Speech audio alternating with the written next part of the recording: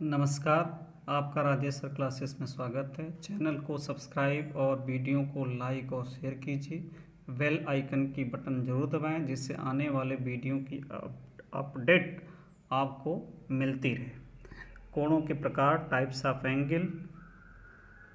सर्वप्रथम कोणों की बात करते हैं। एंगल क्या होता है? दो किरणों के बीच के झुकाव को कोण कहते हैं। चित्र में एक किरण OA है और दूसरी किरण OB है। इसके बीच का जो झुकाव है वही कोण एंगल कहलाता है।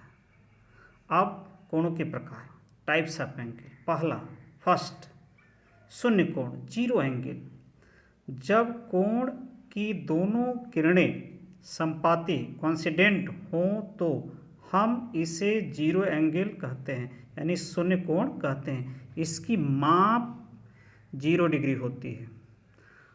चित्र में किरण OA और दूसरी किरण OB दोनों संपाती हैं, कोइंसिडेंट हैं, तो इनके बीच जो कोण बनेगा वह 0 डिग्री का होगा। ते हुई जीरो एंगल के बाद। अब आगे है न्यून कोण क्या होता है। न्यून कोण क्या होता है तो देखिए, न्यून कोण, एक्यूट एंगल। एक्यूट एंगल ऐसे कोण जिसकी माप 0 डिग्री से अधिक और 90 डिग्री से कम हो, न्यून कोण कहलाते हैं। यानी ऐसे कोण जिनकी माप क्या हो, 0 से अधिक और 90 से कम, तो उनके बीच जो कोण होगा वह न्यून कोण होगा। एक्यूट एंगल, चित्र में OA एक किरण, OB दूसरी किरण, इसके बीच का जो कोण है वह क्या है? न्यून कोण है। अब अगला कोण, अगला कोण है समकोण। अगला कोण है समकोण। समकोण, राइट एंगल, वह कोण जिसकी माप 90 डिग्री हो समकोण कहलाता है। वह कोण जिसकी माप क्या हो, 90 डिग्री हो, समकोण कहलाता है। अब चित्र में OA एक किरण है और OB दूसरी किरण है जो उस पर लंबवत परपेंडिकुलर है, तो इनके बीच जो कोण है वो 90 डिग्री या एक समकोण होता है, राइट एंगल। अब अगला कोण है अधिक कोण। अगला कोण क्या है? अधिक कोण, ऑब्ट्यूस एंगल। ऐसे कोण जिसकी माप 90 डिग्री से अधिक एवं 180 डिग्री से कम हो, अधिक कोण कहलाते हैं। यानी चित्र में देखें, OA एक किरण है, OB दूसरी किरण है और इसकी जो माप है 90 डिग्री से अधिक और 180 से कम, तो ऐसे जो कोण होते हैं वो क्या कहलाते हैं? अधिक कोण, ऑब्ट्यूस एंगल। क्या कहलाते हैं? Obtuse angle. अब अगला है रिज कोण या सरल कोण या रिज कोण, स्ट्रेट एंगल। क्या है? Straight angle. स्ट्रेट एंगल, जब कोण की दोनों किरणें विपरीत दिशा में हो तो हम इसे सरल कोण या रिज कोण कहते हैं। इसकी माप 180 डिग्री होती है। ये देख रहे हैं चित्र में, OA एक किरण है और OB उसके ठीक विपरीत है, तो इसके बीच जो कोण बनेगा, इसके बीच जो कोण बनेगा वह कितना होगा? 180 डिग्री, 180। तो स्ट्रेट एंगल, इसको क्या कहेंगे? स्ट्रेट एंगल, सरल कोण या रिज कोण। छठवां, बृहद कोण या प्रतिवर्ती कोण, रिफ्लेक्स एंगल। ऐसे कोण जिनकी माप 180 डिग्री से अधिक और 360 डिग्री से कम हो, प्रतिवर्ती कोण कहलाते हैं। चित्र में हम देख रहे हैं, एक किरण OA है और दूसरी किरण OB, इनके बीच का जो कोण है वह 180 डिग्री से अधिक और 360 डिग्री से कम है। तो ऐसे कोण प्रतिवर्ती कोण यानी रिफ्लेक्स एंगल कहलाते हैं। अगला है संपूर्ण कोण, कंप्लीट एंगल। ऐसा कोण जिसकी माप 360 डिग्री 360 डिग्री हो संपूर्ण कोण कहलाता है। कंप्लीट एंगल जैसे किरण ओ ए घूमते घूमते फिर कहाँ पहुँच गई, फिर इसी पर ओ ए बी के रूप में, ओ बी के रूप में इसी पर पहुँच गई। तो पूरा एक कंप्लीट चक्कर ये लगाई, तो एक कंप्लीट चक्कर में जो कोण बनता है वो 360 होता है। तो यह कोण जो है कंप्लीट एंगल कहलाता है। अब अगला नेक्स्ट है पूरक कोण, बहुत महत्वपूर्ण, इसे कोटि पूरक कोण भी कहते हैं। कंप्लीमेंट्री एंगल्स, यदि दो कोणों का योग 90 डिग्री हो तो वे एक दूसरे के पूरक कोण कहलाते हैं। कंप्लीमेंट्री एंगल्स, चित्र में दो कोण, एक एंगल है ओ ए ओ बी तथा दूसरा है बी ओ सी, इनका योग कितना है, 90 डिग्री है। यदि ये 40 है तो दूसरा कितना होगा, 50 डिग्री होगा। तो ये एक दूसरे के क्या कहलाते हैं, कंप्लीमेंट्री एंगल्स, पूरक कोण कहलाते हैं। अब अगला है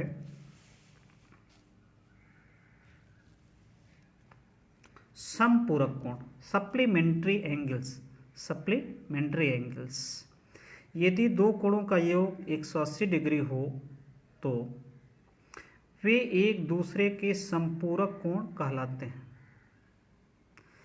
यानी जब दो कोणों का योग 180, पूरक में क्या होता है, दोनों का योग 90 डिग्री होता है, इसमें 180 होता है, 180 होता है।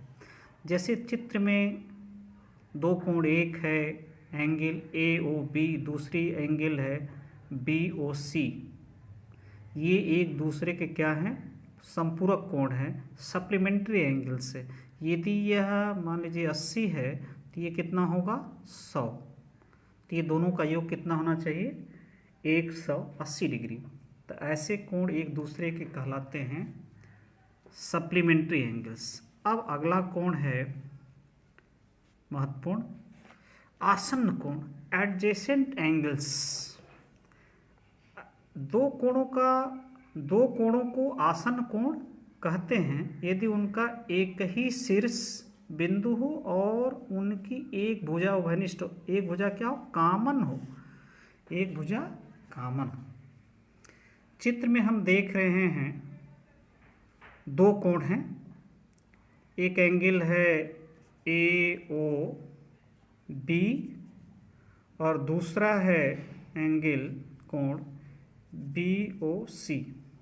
इनका शीर्ष कॉमन है, ओ है, और इनकी भुजा ओ बी क्या है, ये भी उभयनिष्ठ कॉमन है। तो ऐसे जो कोण होते हैं वो आसन्न कोण कहलाते हैं। ऐसे कोण क्या कहलाते हैं, आसन्न, एडजेसेंट एंगल्स। अब अगला है शीर्षाभिमुख कोण। अगला क्या है, शीर्षाभिमुख कोण, vertically opposite angles, vertically opposite angles. जब दो रेखाएं एक दूसरे को किसी बिंदु पर प्रतिच्छेद करती हैं, यानी एक दूसरे को किसी बिंदु पर इंटरसेक्ट करती हैं, तो प्रतिच्छेदन बिंदु पर जहां एक दूसरे को काटती हैं बने कोणों में आमने सामने के कोण शीर्षाभिमुख कोण कहलाते हैं, वर्टिकली अपोजिट एंगल कहलाते हैं।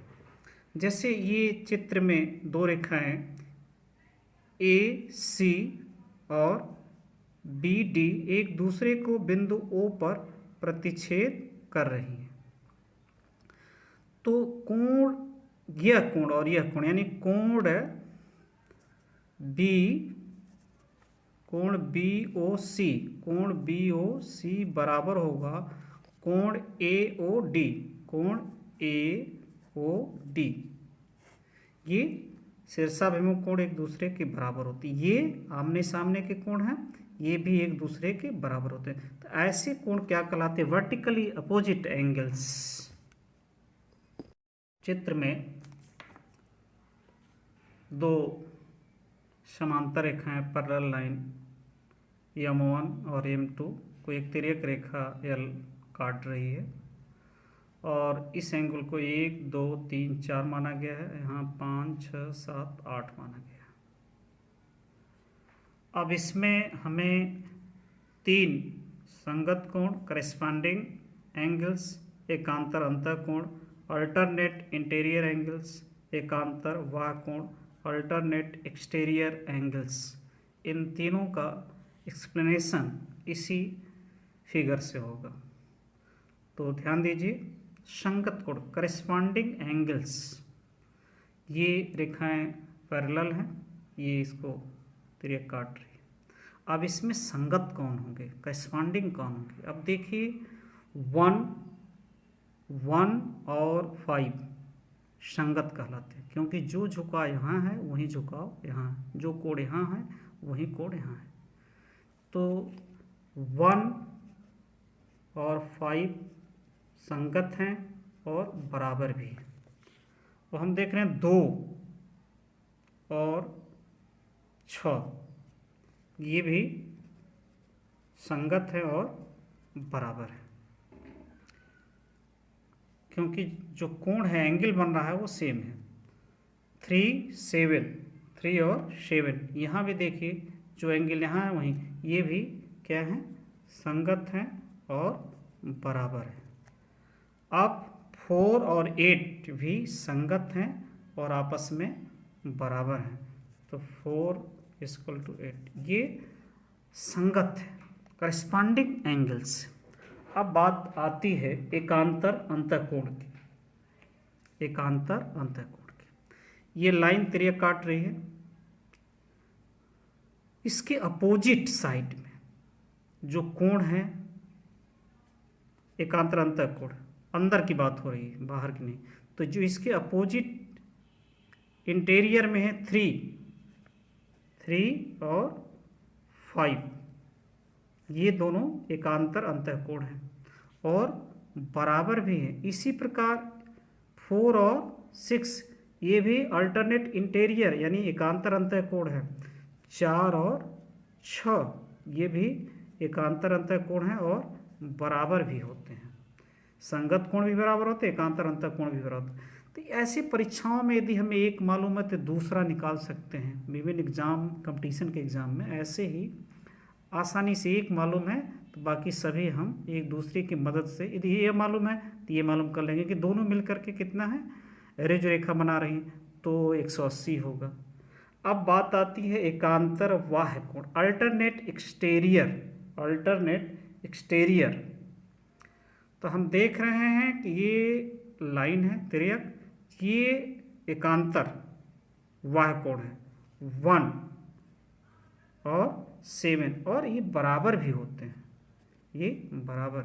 इसी प्रकार 2, ये देखिए यहाँ और ये क्या है, ये भी एकांतर बाह्य कोण अल्टरनेट एक्सटीरियर हैं और आपस में बराबर भी हैं, आपस में बराबर भी हैं। अब बात आती है अगला सम्मुख कोण अपोजिट एंगल्स। चतुर्भुज के ऐसे दो कोण जिनकी कोई भी भुजा उभयनिष्ठ न हो सम्मुख कोण कहलाते हैं, अपोजिट एंगल्स कहलाते हैं। तो ये चतुर्भुज है ABCD। अब बात क्या है यहाँ, ऐसे दो कोण जिनकी कोई भुजा उभयनिष्ठ नहीं। तो ये देखिए कोण A और कोण C, ये क्या है, सम्मुख कोण कहलाएंगे एक दूसरे के, क्योंकि कोई भुजा उभयनिष्ठ नहीं है। इसी प्रकार B और D अपोजिट एंगल्स से सम्मुख कोण है, क्योंकि कोई भुजा उभयनिष्ठ कॉमन नहीं है। यानी ये एक दूसरे के अपोजिट एंगल्स, एक दूसरे के अपोजिट, लेकिन ये एक दूसरे के क्या कहलाते हैं, संलग्न कोण या एडजेसेंट आसन्न कोण कहलाते हैं। धन्यवाद।